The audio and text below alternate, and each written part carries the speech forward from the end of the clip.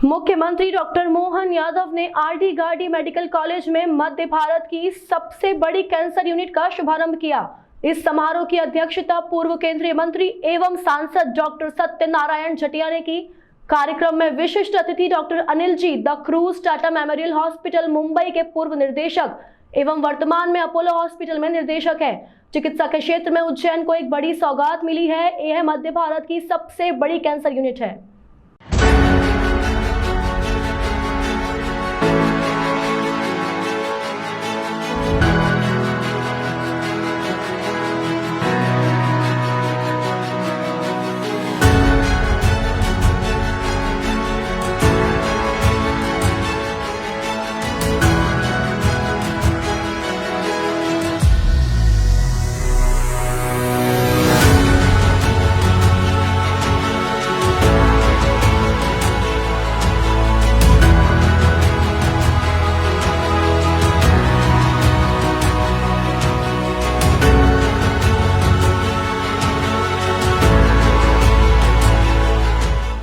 मुख्यमंत्री मोहन यादव द्वारा उज्जैन के आरडी गार्डी मेडिकल कॉलेज में भारत की पहली 2 बीम लीनियर एक्सेलरेटर व 3.0 हाइपर आर्क रेडियोथेरेपी मशीन का लोकार्पण किया है। प्रधानमंत्री नरेंद्र मोदी सरकार की देश में समग्र स्वास्थ्य सेवाओं पर विशेष प्राथमिकता का चिन्ह माना जा रहा है। मुख्यमंत्री डॉक्टर मोहन यादव ने भी 60 करोड़ की लागत से बने उज्जैन कैंसर सेंटर की सराहना की और इसे मध्य प्रदेश के लिए एक महत्वपूर्ण कदम माना।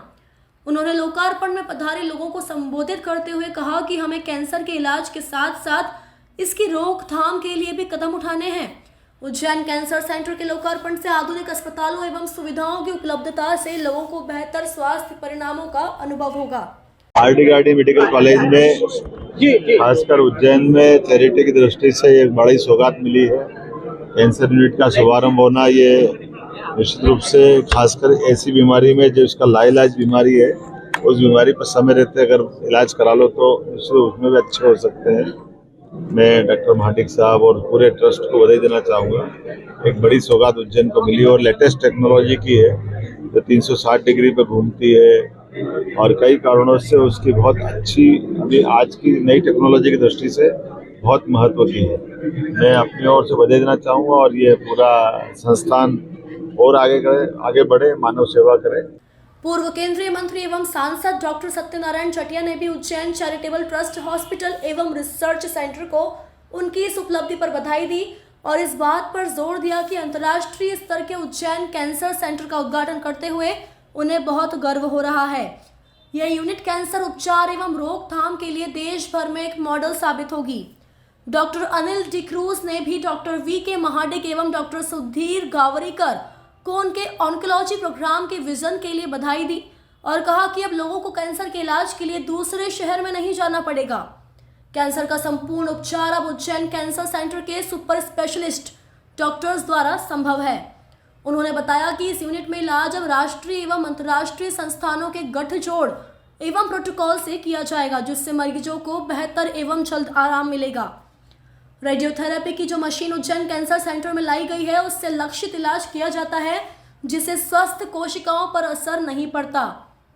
इस यूनिट में brachytherapy machine, CT scan, PET scan, MRI, digital radiography जैसी उन्नत मशीन लगाई गई हैं जिससे इलाज जल्दी एवं बेहतर किया जा सकेगा। बस सर माडिक सर को आ गया। सर माडिक सर हाँ आपने को याद कर लिया नहीं कभी तो याद रखिए। नहीं कर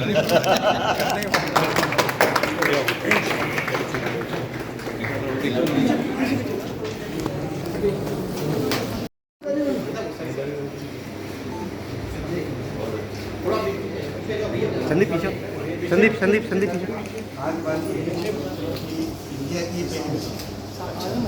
ये मॉडल कहीं नहीं लगा है और दूसरी बात ये है कि इसके पहले के वर्षन लगे तो वो साउथ इंडिया में लगे, सेंट्रल इंडिया नॉर्थ। संस्था के सचिव डॉक्टर वी.के. महाडिक ने भी इस बात पर जोर दिया कि कैंसर के इलाज के साथ साथ इसका फॉलोअप भी बहुत जरूरी है, जिसके लिए लोगों को बात पैसा एवं समय गंवाना पड़ता है। उज्जैन कैंसर यूनिट के आने से लोग अपना इलाज एवं फॉलोअप थेरेपी उज्जैन में ही प्राप्त कर सकेंगे। आज उज्जैन के लिए और सेंट्रल इंडिया के लिए और नॉर्थ इंडिया के लिए एक महत्वपूर्ण दिन है, क्योंकि आज जिस मशीन का उद्घाटन लोकार्पण मुख्यमंत्री जी ने किया, वो मशीन पूरे इंडिया में पहली मशीन है उस मॉडल की, इसकी। इससे जो बैक वाले मॉडल हैं वो भी सिर्फ 3 जगह इंडिया में लगे हैं, वो भी साउथ इंडिया में। इस मशीन में कम से कम 5 विधाएं ऐसी हैं कि जिसके लिए नॉर्थ इंडिया या सेंट्रल इंडिया में आज कोई इलाज की सुविधा नहीं है। या तो मरीज को इलाज के बगैर रहना पड़े या फिर उसको साउथ इंडिया जाना पड़े। तो अब ऐसी मशीन और बाकी आधुनिक सुविधाएं, हाइपर आर 3.0 इसका नाम है वेरिएंट का, और इसमें एक और सुविधाएं ऐड करी हुई है जिसको बोलते हैं मोशन मैनेजमेंट। तो उसके लिए अलग से कैमरे और ये लगे हैं SGRT, तो जिससे कि उसमें जो ये है कि दूसरी मशीनों से जब रेडिएशन देते हैं तो वो यदि मरीज सांस लेता है तो हेल्दी टिश्यू को भी रेडिएशन लगता है, और इस मशीन में वो मशीन और टेबल दोनों एडजस्ट होते हैं। सर, मरीजों को किस प्रकार का फायदा मिलेगा? क्या मरीजों को यही तो फायदा है कि जलन बहुत कम होगी, जो अमूमन होती है ना। एक्यूरेट स्पॉट टू स्पॉट उसका ट्रीटमेंट हो सकेगा, जिससे आजू बाजू की जो हेल्दी टिश्यू है उसको डैमेज नहीं होगा।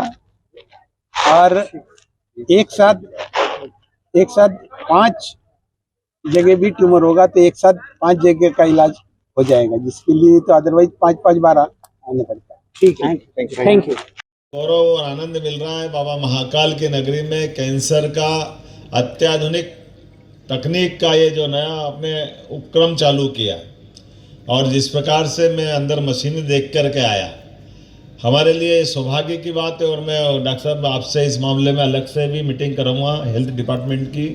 मैंने कई सारे सुधार करने का प्रयास किया है अलग अलग प्रकार से। जैसे आपके अपने मेडिकल की बात कर लो तो हमारे यहाँ मेडिकल शिक्षा अलग और मेडिकल डिपार्टमेंट अलग। अरे भाई, इसकी क्या ज़रूरत है? मेडिकल शिक्षा और मेडिकल हॉस्पिटल का संचालन ये अलग अलग हो ही नहीं सकते, निश्चित रूप से एक होना चाहिए। इसलिए मैंने पहली कैबिनेट के पहले ही ये दोनों विभाग को एक करके उसका PS भी एक करा और मंत्री भी एक बनाया। हमने कहा ये जो अंदर की चीज़ें हैं जो लंबे समय तक बदलाव ये काम आएंगे। उसी प्रकार से हायर एजुकेशन, तो हायर एजुकेशन में तकनीकी शिक्षा अलग मंत्री बनेगा, उच्च शिक्षा का अलग मंत्री बनेगा, आयुष का अलग बनेगा। हमने कहा नहीं, ये सब एक कर दो, तो उसका भी PS एक और एक ही मंत्री इंदर सिंह परमार जी को बनाया। और आज ही हमने जो अपना राज्यपाल का अभिभाषण का जो एक तरह से उल्लेख करवाया है, हमने कहा कि ये जो अलग अलग प्रकार की यूनिवर्सिटियाँ बनती है और उस यूनिवर्सिटियों के माध्यम से नर्सिंग, पैरामेडिकल, सालों से बेचारे बच्चे उलझ रहे हैं। मेरे को तो बहुत पीड़ा होती। इसलिए पिछली कैबिनेट में निर्णय कर लिया कि नर्सिंग, पैरामेडिकल, इन सारे कोर्स के लिए जो नज़दीक का विश्वविद्यालय होगा, जैसे पहले होते थे, वही परीक्षा कराएगा। कोई जबलपुर जाने की ज़रूरत नहीं है, आपके सारे रिजल्ट यही बनेंगे, सारी परीक्षा यहाँ होगी। ये ऐसे माइलस्टोन है, जैसे आप ये ऐसे निर्णय, एक सब्जेक्ट की यूनिवर्सिटी बनाई, भावना अच्छी थी, भावना खराब नहीं थी, लेकिन रूप क्या बना? आज अब सालों से बच्चे परीक्षा दे के इंतजार करते हैं, अब परीक्षा का रिजल्ट आएगा, अब परीक्षा का रिजल्ट आएगा, और रिजल्ट है कि वो